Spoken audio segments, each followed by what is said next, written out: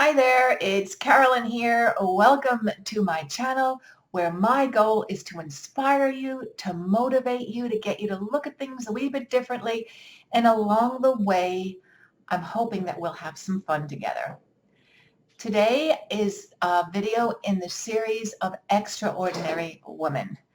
I am going to highlight today JK Rowling, and she is the author of the Harry Potter series of books. Also, FYI, she has written and penned books under a different name. You know, sometimes when you're really quiet, when you're quiet in your mind and in your body, an idea comes to your mind, a strategy, a goal, a thought, and it wasn't there a few moments ago, and it just appeared when you're in that quiet moment. And that is exactly what happened to J.K. Rowling.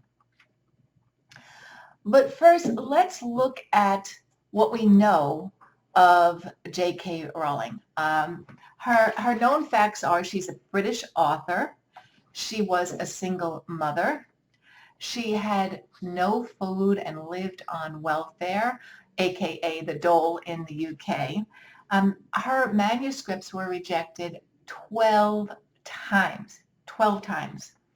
She was told by her agent she would never make a living out of writing. And by the way, she at one point was the wealthiest billionaire in the UK, female author, and I think it was maybe the world, but she's given so much of her money away.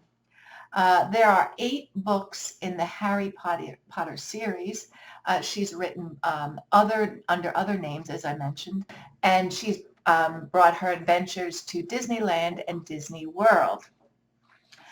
But here's the question. Can you imagine how she must have felt after writing, sending her manuscript away to 12 places and having it rejected? It boggles the mind.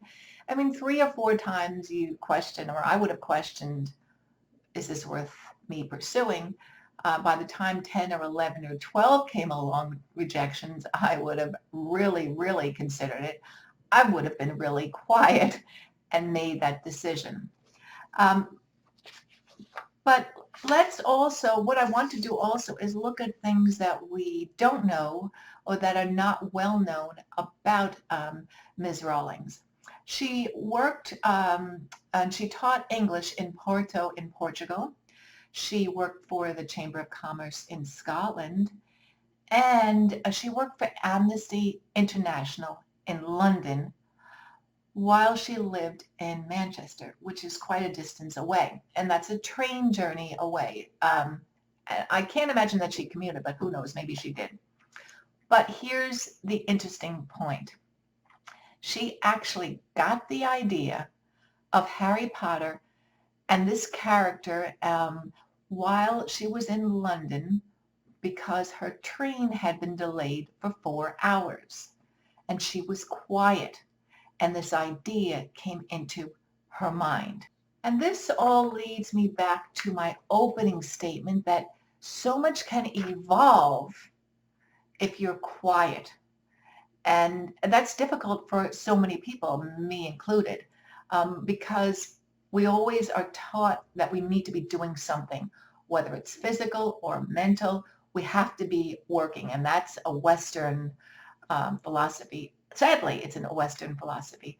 But in those moments of silence and quiet, so many ideas can originate, and you just have to really, really accept them and not be frightened by them. Tell me, have you ever had an idea, a thought, a vision in your mind, and you have rejected it? You've said no. If that's the case, I'm going to put a video up here, or maybe it's over here, and I'll put it below about my thoughts on the no word.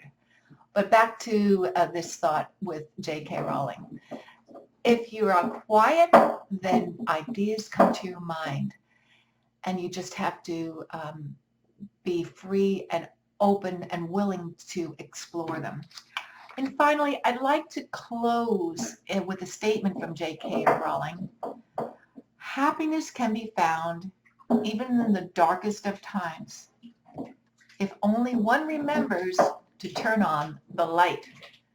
And that light, I believe, is just being quiet. I apologize if you hear the noise in the background. That's Henrietta the turtle. She just likes to move a rock that's in her condo. That's it for today. If you have liked this video, please give it a thumbs up. Subscribe to my channel. And until we meet again, toodles!